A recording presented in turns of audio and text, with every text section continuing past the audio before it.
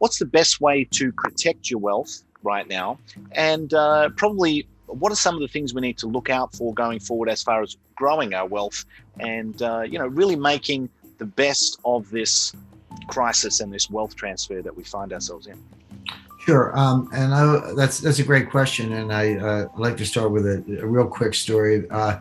Go back to 1922, the German Weimar Republic hyperinflation, and that's a well-known story. Everyone knows what happened. We don't need to recite that.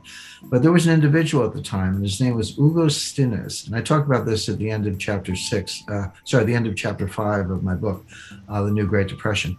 Hugo Stinnes saw the hyperinflation coming.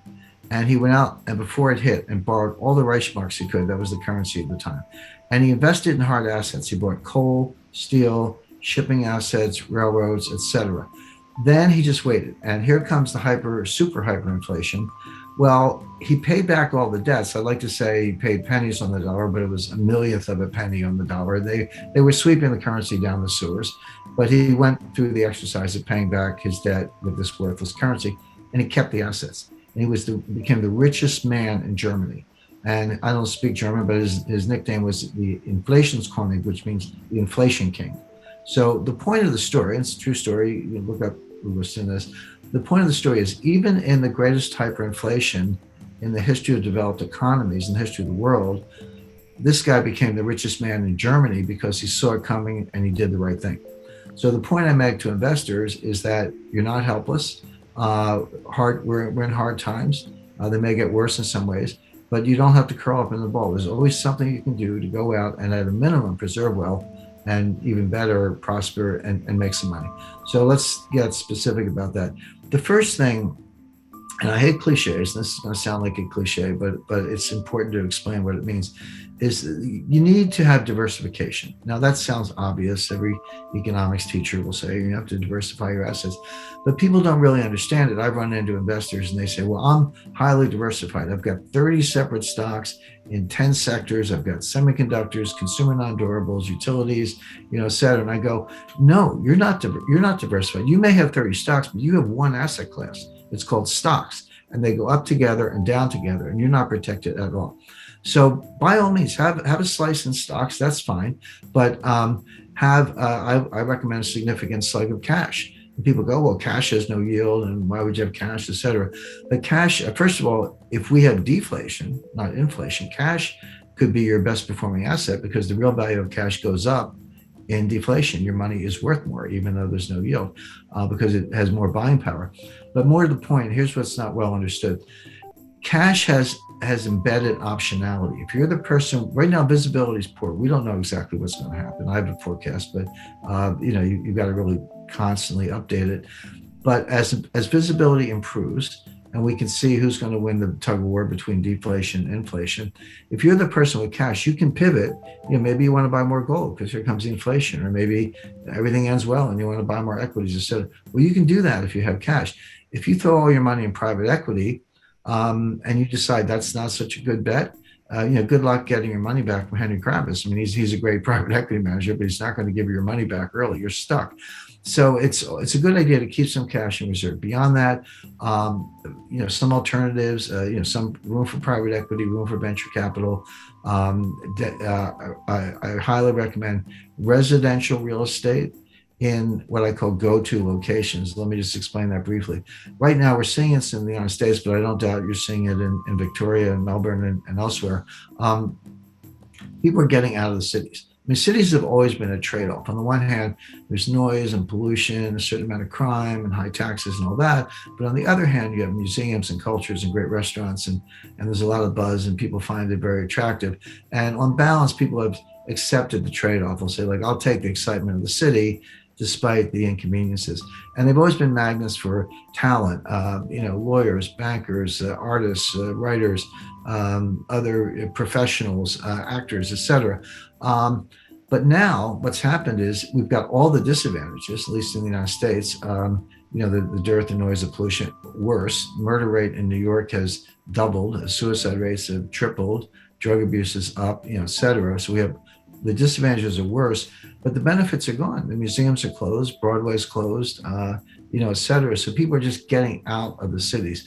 And so residential real estate in places like Los Angeles, New York, San Francisco, Seattle, elsewhere, and I dare say Melbourne, are actually collapsing. But you say, where are they going? In the United States, they're going to Miami, Nashville, Tennessee, Austin, Texas, Boise, Idaho, Phoenix, Scottsdale, and some other kind of magnet cities. So basically, residential real estate in the places that where people are going. Miami is red hot right now. Phoenix, red hot. Austin, same thing. So there are good opportunities there. Commercial real estate, forget it. It's nowhere near the bottom. Probably wouldn't even look at it for maybe another year.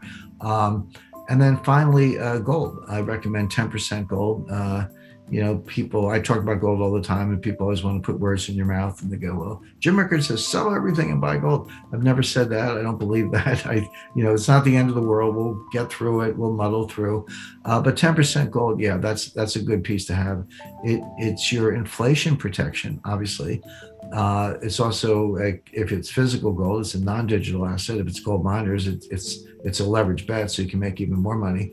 But people don't understand that gold does very well in deflation. In 1929 to 1933, the longest period of sustained deflation in U.S. history, gold went up 75%, from $20 an ounce to $35 an ounce. There's a reason for it. That's going back to what I said earlier. Governments get so desperate in deflation that they devalue the dollar and raise the dollar price of gold to get inflation. So gold ends up being the vehicle to break the back of deflation, which they have to do. So gold does well in just about every state of the world. In conclusion, as we navigate the complexities of today's economic landscape, the wisdom of historical experiences guides us towards sound wealth protection strategies. The story of Hugo Stinnes during the Weimar Republic's hyperinflation serves as a powerful reminder that even in the face of economic challenges, strategic decisions can lead to wealth preservation and prosperity. Diversification takes center stage as a misunderstood yet crucial aspect of building a resilient portfolio. Genuine diversification goes beyond superficially spreading investments, and our exploration has shed light on what it truly means to safeguard wealth. The often underestimated role of cash emerges as a key player, offering not only stability during times of deflation but also the flexibility to pivot as economic conditions evolve. Real estate in strategic locations, venture capital, and a calculated allocation to gold round out a comprehensive approach to wealth management. As we confront the uncertainties of the financial landscape, these insights aim to empower investors to make informed decisions, whether they're protecting existing wealth or seeking opportunities for growth. The path forward may be uncertain, but armed with knowledge and a diversified strategy, investors can navigate these waters with confidence and resilience. If you found value in today's insights and strategies for protecting and growing your wealth, don't forget to show your support by giving this video a thumbs up. Your likes and comments are not only appreciated but also contribute to spreading valuable financial knowledge. For more content on navigating the intricate world of finance, wealth management, and economic insights, make sure to subscribe to our channel. By subscribing, you'll stay updated on the latest analyses and strategies to help you make informed decisions in these dynamic times. Thank you for tuning in, and we look forward to having you as part of our growing community. Until next time, stay informed, stay empowered, and stay ahead in your financial journey. Subscribe now for more invaluable content, and I'll see you in the next video.